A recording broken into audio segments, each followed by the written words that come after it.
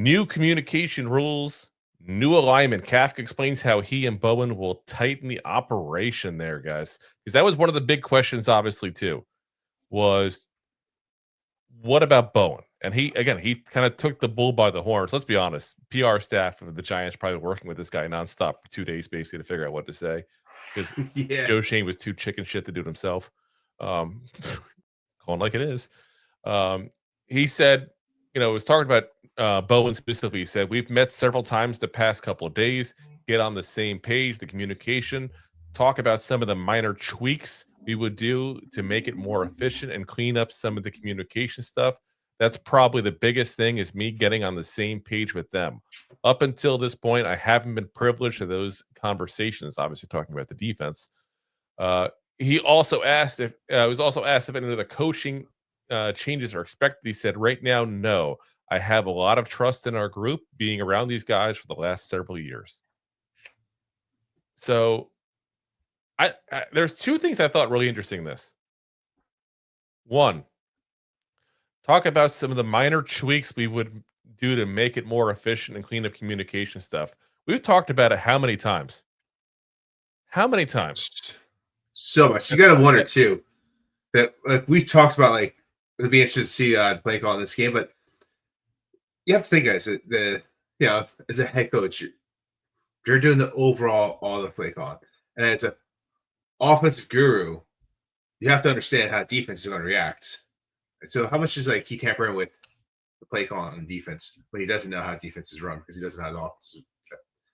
Or is it just he doesn't know how to speak up and say, hey, these are issues that I've gotten from players it's still, complicated the way we're calling plays in and stuff like that. It could be either way. It could be Bowen's complaining about what Daboll made him do. It could be the players are complaining that we've seen it kind of publicly to a certain degree, complaining to now Kafka about what Bowen's doing. It could be either way. He's not saying exactly, nor should he have to. You know what I mean? But it's obvious that there's something in the communication that is not clear. And the only people that are communicating in that scenario are the players and Bowen. So was it Daboll making it overly complicated on purpose? Or was it Bowen doing it and Daboll not stepping up and saying, hey, we got issues here. People are missing their mark. People are at the wrong spot. Like, again, we don't know the plays. Yeah. That's part of what we don't know. You know what I mean? Like, again, we're not going to be that place that tries to tell people we know everything going on at all times. Like, yeah, like, no, we're not going to BS like that. Unfortunately, without knowing the plays, it'd be great if they would do it like 2 weeks later. Here's the all 22 with the plays. Put like a little thing on the screen so we know where they were supposed to be. That would be interesting. That'd be very interesting. Honestly, listen, if Bill Belichick doesn't get a job next year, which I got to assume he doesn't get a job, and I assume UNC is going to probably want to buy him out themselves, I would watch that man go through old tape of the Patriots and discuss plays. I would watch that in a heartbeat. Yeah. The man understands footage and understands how plays are supposed to be. Yeah. The problem is he was really good at it 20 years ago, 10 years ago, and he just and that's what I'm saying, not a coach. Yeah, he has to modernize his play style, but he definitely knows how to read all that stuff. Yeah, like I said, it'd be interesting to see. I really do think I'd enjoy it. Again, you do older games, we're going to show the plays and that kind of stuff. I would enjoy watching that. I actually would.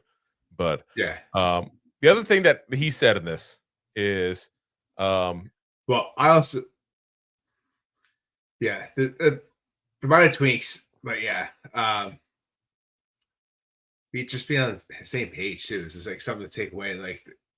Yeah, was the conversation not being had in the higher ups room? So like, what's going on? Because that's something we all should be talking about. Well, that's the question. When he says the biggest thing is getting the same page with them, was he's saying that he wasn't on the same page with them because he wasn't in those meetings prior because he was just focused on the offense as he should have been, or was he saying that there was miscommunication going on prior and he wanted? And I don't know. Again, that's why I'm saying we don't know what he tells us. The other thing that I thought was interesting though is when they again asked any other coaching changes are expected, he said, right now, no. Didn't say no. Right now, no. Well, that's also kind of what we talked about. Like we were talking about possibly like Daboll getting fired. Is they're probably going to fire Daboll, maybe Bowen, and then put everyone on a short leash. Well, so this is a nice way of saying that you're not on a short leash per se. There's not going to be personnel per se, but it's not and that's not out of the question. It's kind of like, I don't want to do that, but if they make me, twist my arm, see what happens. Because all the reports are saying that that Kafka has full control over the staff now.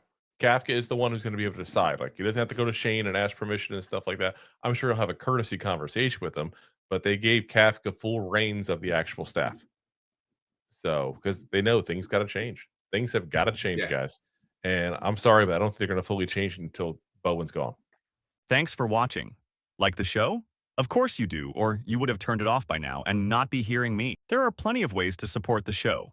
YouTube is the best place to join us, and we offer memberships there with fun benefits like custom emojis and early access to video clips. Of course, there you can also send super chats and stickers to send one-time support payments. The best way to support the show is to buy these drunk idiots beers at buymeacoffee.com/2giantgoofballs. Along with one-time support payments, there are also monthly plans, so you can continue to help kill their livers each month. You can also show people that you are a goofball by visiting our store at 2giantgoofballs-shop.fourthwall.com. We got everything from shirts, hats, phone cases, funny candles, buttons, stickers, and even a 2 Giant Goofballs towel to dry off your goofballs. Of course, you can always support the show for free by simply hitting the like, subscribe, and share button wherever you are watching or listening to this. Hit the thumbs up on YouTube. Leave a 5-star review on Apple Podcasts. It helps the show tremendously, and quite frankly, the goofballs suck at marketing and need your help to get the word out. Thank you for being part of the Goofball Army and for taking the time out to support the show. If you like that clip, then you will love the full episodes too. Find us on your favorite podcast app and look for us on all your favorite social media platforms. Thanks so much. Please, I'm begging you.